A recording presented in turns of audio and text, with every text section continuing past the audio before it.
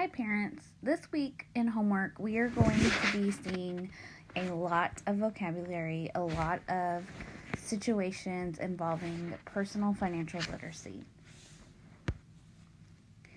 So the first word that we're going to talk about is income, which you should be very familiar with. So income is money earned for working and money received for the sale of goods or property.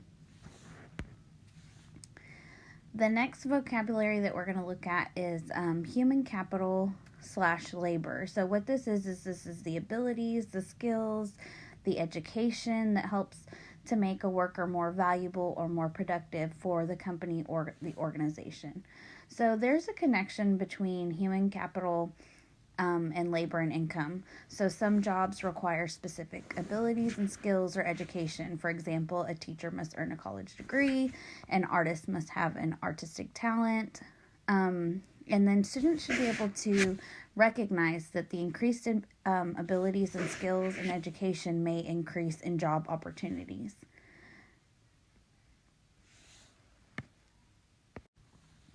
In addition to that, a person with a college degree may qualify for more types of jobs than a person without a college degree. A person will earn more money than a person with a college degree will earn more money than a person without a college degree. So those are some more just real life examples. And then increased abilities and skills and education may lead to more knowledgeable producing individuals, which may increase income for a community or organization. So for an example, an organization with highly skilled trained employees may have an increased productivity, leading to increased sales and income for the organization as a whole. Students are also expected to describe the relationship between between availability and scarcity of resources and how that impacts costs. So for resources, that's another vocabulary word. We're talking about natural or man-made materials or items needed to satisfy wants and needs. Scarcity. So this is when human wants for goods and services are greater than the quantity of goods and services that can be produced using all available resources. So here we could talk about, the newest Xbox comes out, they make 300, but 500 people want it. Well, then there's a scarcity of the Xbox. Students are also expected to be able to describe the cost of production, including materials and resources, human capital and labor, and then the energy and natural resources. There's a relationship between the availability and scarcity of resources and cost of production. So again, if we use that example of a new Xbox coming out, if they make plenty, then that may lower the cost of production. Suppliers may want to sell the extra resources quickly, and then the buyers have more choices as suppliers and may seek the lowest price. Now, if we flip that and there's a scarcity of resources, like I said, they make 300 and 500 people want to buy it, then the suppliers may raise the price because it's a limited supply, and the buyers have fewer choices and may be willing to pay more. There's also a relationship between availability and scarcity,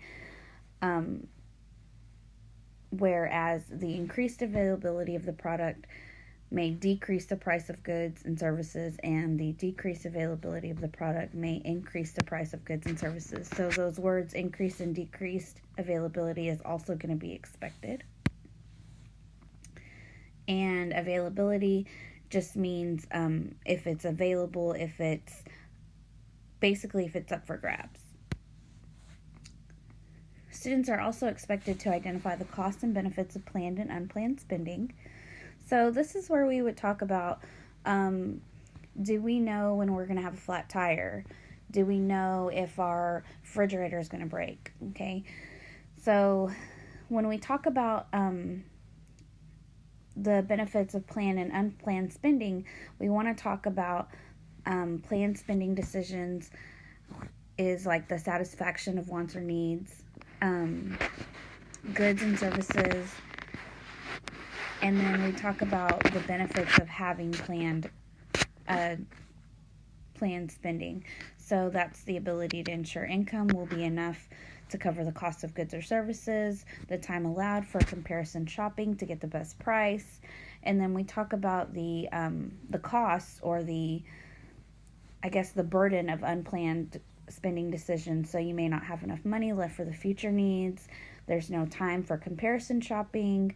And then we talk about the benefits of unplanned spending decisions is kind of like there's an immediate satisfaction or want or need. Like if your refrigerator breaks, then you get a new refrigerator. Goods and services may be on sale for a reduced price. So there's good and bad to planned and unplanned spending. Okay, then we also are going to expect students to explain that credit is used when wants or need exceed the ability to pay, and that it is the borrower's responsibility to pay it back to the lender, usually with interest. So, again, credit is a vocabulary word, and we're using that to define buying or obtaining goods or services now with an agreement to pay in the future. So, we are going to talk to students about reasons to use credit, current wants or needs that exceed the current income. The buyer does not have any money with them at the time of the purchase. And then we talk about credit cards or loans that are used to make purchases that must be paid within a given time. And then that's going to lead us into interest. So interest paid is money paid for borrowing money or making purchases on credit. So, for example, if Trent borrowed $23,000 from the bank to purchase a new vehicle, he made payments on the loan for 4 years. Then when he finished repaying the loan, he calculated that he actually paid, $28,000 back. Well, the most likely reason that he paid the extra $5,000 than the original loan is because $5,000 of that was the interest. Then when we're talking about interest, it's important to include that additional fees can be charged for a failure to repay, and that credit is a privilege. And then we can kind of talk about being responsible borrowers and irresponsible borrowers. Responsible would be that you're granted more credit and you have a lower interest rate, where irresponsible, you're granted very little credit and you have a higher interest rate. We can also talk to our students about listing reasons to save and explain the benefits of saving, including for college. So reasons to save, including for college, to pay for college, to purchase future wants and needs, to cover unexpected future expenses, and to earn interest. So savings is defined as setting aside money earned or received for future use. You can talk about ways to save in a piggy bank or in a bank. And then we would expect the students to be able to explain the benefit of saving. So if you have a savings plan, you may have a specific goal set that you would like to meet. Savings plans can be designed to meet individual wants and needs. The more money saved may result in a higher interest amount earned. Money placed in savings is less accessible for unplanned spending, so you don't, go waste all your money at Walmart. And then some government-supported college savings plans may reduce the cost of attending college through lower fixed tuition. So that's really important, especially when we think about talking to our kids about college already and making sure that we're thinking about their future. Okay, and then, of course, we have to talk about spending. So spending is when you are doing the opposite of saving. You're purchasing goods and services to satisfy wants and needs. Charity is an organization that collects money, goods or services, or for groups in needs. So then we're going to expect students to identify and kind of explain decisions involving income, spending, saving, credit, and charitable giving. So in regards to income, How will income be earned? Will increasing your skills, your abilities, your education, will that increase your income? Should income be saved or spent? And then in regards to saving, is spending for a want or a need? Or how could it be for a want? How could it be for a need? Is the cost of goods or services the most reasonable cost? Will money spent now be needed in the future? So just getting them to think about those real life situations.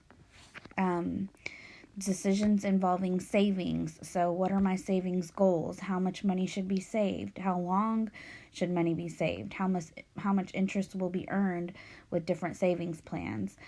And then should savings be held in a bank or at home?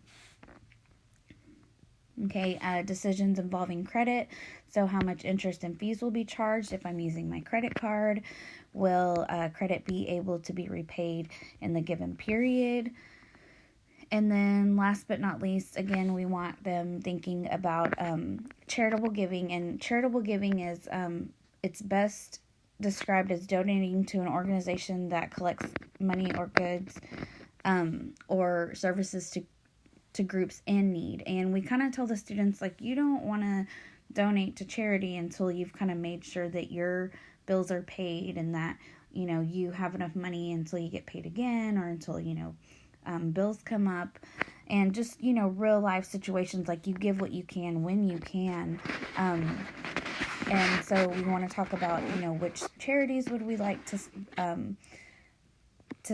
support, who will benefit from the donations to charity, will income remaining after a donation be enough to satisfy personal wants and needs, and then how much money, goods, or services is needed by the charity.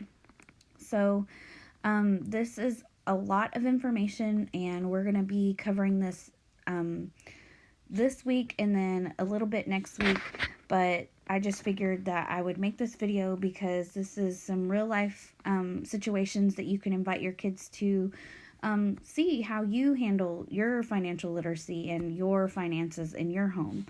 I hope this video has been helpful, and if you have any questions, let me know. Thanks.